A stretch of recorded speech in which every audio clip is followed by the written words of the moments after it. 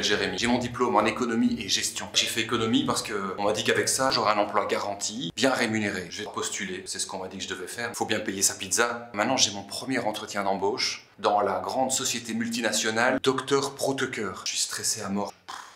Oui, c'est un diplôme en économie et gestion. Pourquoi j'ai fait ces études? Parce qu'on m'a dit que ça allait bien payer, quoi. On m'a dit que ça menait à tout. Oui, oh bah, c'est parce que j'aime beaucoup la gestion et l'économie et les pizzas.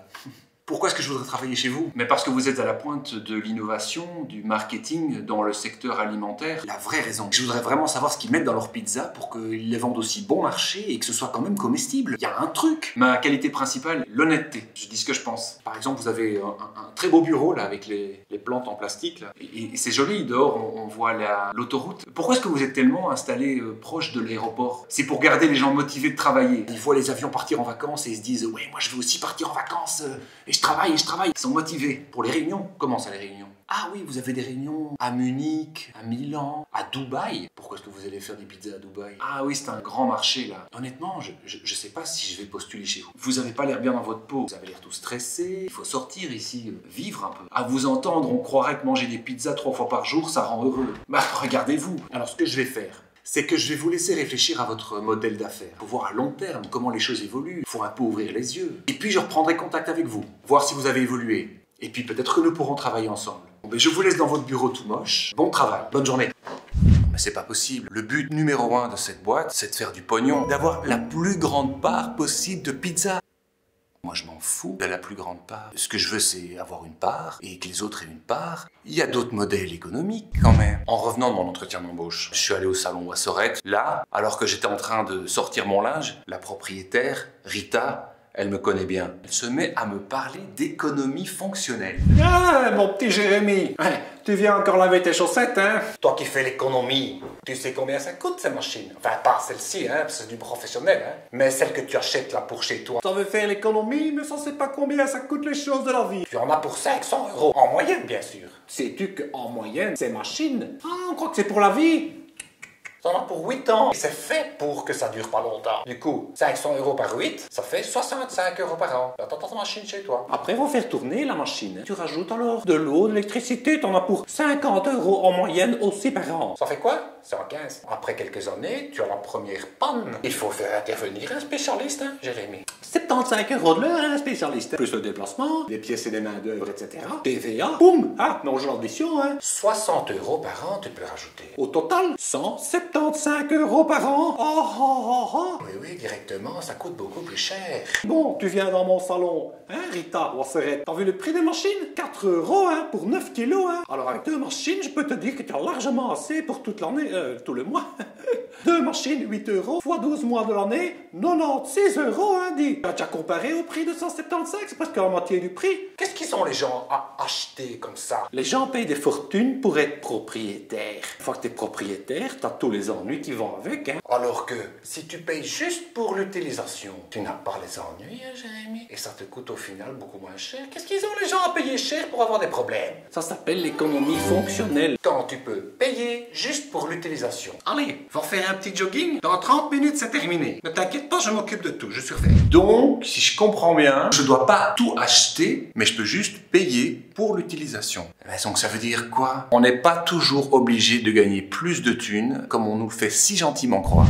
Après mon entretien d'embauche, j'avais plus trop les idées au clair. Alors je suis allé voir mon grand-père. Quand c'est compliqué, lui, il fait toujours très simple. Il m'a parlé d'économie circulaire. Mais c'est mon petit-fils. Que me vaut l'honneur de ta visite? Je vous ai vu là, tous les jeunes dans la rue. Pour le climat, vous avez bien raison. C'est comme ça qu'il faut faire quand on est fâché. Il faut descendre dans la rue. Moi, quand j'étais jeune professeur à l'université de Louvain, Leuven, c'était la même chose. C'était presque la guerre civile, tu sais. Les Flamands et les Wallons, ils voulaient plus, ça marchait pas. Il fallait changer. Alors quand on veut changer, il faut aller dans la rue, hein. Vous avez raison. Fais-nous un petit café, hein, Jérémy. Non, tu ne jettes pas le café filtre. Tu le mets dans le bac à côté, là. C'est pour mon potager. Mais qu'est-ce que vous avez toujours tout à jeter comme ça, les jeunes? Oui, Pépé est fâché. Pépé est fâché. Quand moi j'étais gamin, quand j'avais comme ça 5-6 ans, c'était la guerre, tu sais. Il n'y avait plus rien à manger dans les villes. Alors on s'était réfugié dans une maison. C'était de la famille, vaguement, enfin. Il y avait une vache, des cochons, quelques poules. Oh non, on ne les mangeait pas. Va-tu voir. On mangeait des écureuils qu'on capturait. On en faisait du pâté. C'est pas très bon, tu sais. Mais on mangeait ce qu'on pouvait, hein. Eh ben, on ne jetait rien, hein. Et c'est ça que je veux dire, on ne jetait rien. Qu'est-ce que tu crois? Dans la nature, comme ça, tout sert à quelque chose. On a ici des montagnes de déchets, de l'électronique, des textiles, des restes de bière, de café qu'on ne sait plus quoi faire. Eh ben, avec la bière, là, la cuisson, il reste toute une matière comme ça de houblon et de choses. Ça ne vaut plus rien. Ben, qu'un ennemi. Il y a des petits malins qui font pousser des champignons dessus. Et j'aime autant te dire qu'ils les vendent cher, les champignons, hein. Ça s'appelle l'économie circulaire. Générer de la valeur à partir de choses qui n'en ont plus, soi-disant. Penser, tu sais, ce que les gens ils veulent jeter, ça pourrait bien servir à quelque chose. Mais t'as intérêt à mieux regarder, hein. Sacré papy. Créer de la valeur à partir de déchets. Alors que moi je pensais que les usines, elles produisaient juste des choses pour être consommées et détruites. Il se met à me raconter des histoires de boucles et d'économie circulaire. Le soir venu, je m'étais engagé auprès de ma voisine pour aider à cuisiner pour des réfugiés. J'avais pas trop la tête à ça. Mais elle m'a bien accueilli. Elle m'a parlé d'économie partagée. Jérémy, comme je suis contente de te voir. Bon, écoute, t'étais pas obligé de venir, mais ça me fait vraiment plaisir que tu sois venu. On a besoin de main d'œuvre. Heureusement, on a cette belle grande cuisine. La cuisine, ici?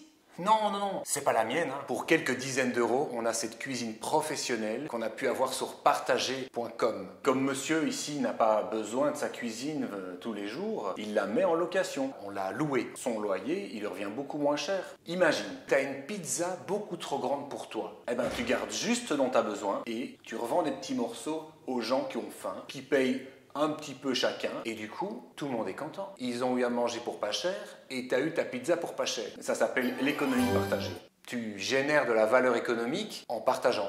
Réfléchis-y.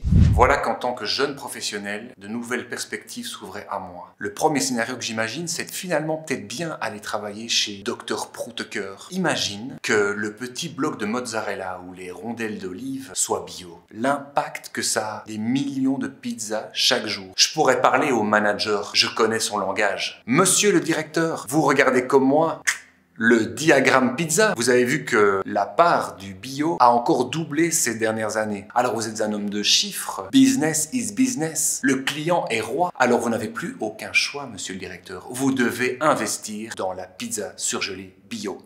L'autre option, c'est que s'il n'a pas envie de ça, je me mettrai du côté de la loi pour forcer le secteur privé à adopter des réglementations plus strictes sur le social et l'environnemental. Imagine la lettre qu'il reçoit. Cher président du conseil d'administration de la société Dr Prouteker, veuillez prendre note de la nouvelle réglementation sur la qualité de l'alimentation. Vous avez l'obligation désormais de rendre publique l'entièreté des ingrédients qui composent votre fameuse pizza surgelée et de publier une vidéo qui montre tout le processus de production en toute transparence. Et vous n'êtes pas sans savoir que la réglementation européenne sur l'énergie interdit le commerce d'aliments surgelés. Nous vous invitons dès lors à revoir sérieusement votre modèle d'affaires. Ensuite, il y a le troisième scénario. C'est plus de l'ordre du rêve. Je vis avec d'autres étudiants et on aime bien manger des pizzas. Un soir, on s'est mis à délirer qu'on produirait nos propres pizzas. Dans notre quartier, sur le toit de l'université, il y a moyen d'installer des serres. On aurait des tomates quasiment toute l'année. La mozzarella, c'est vraiment très simple à produire. Et je sais que sur la parcelle, on pourrait faire pousser du blé. Après 3 ans, nous mangerions des pizzas gratuites toute l'année. C'est ça la pizza économie. Tu crois que tu vas pas avoir le choix, mais en fait, tu as beaucoup plus de liberté que tu penses. C'est toi qui choisis les ingrédients, c'est toi qui choisis comment la décorer, la créer, comment tu la partages. Alors, bon appétit!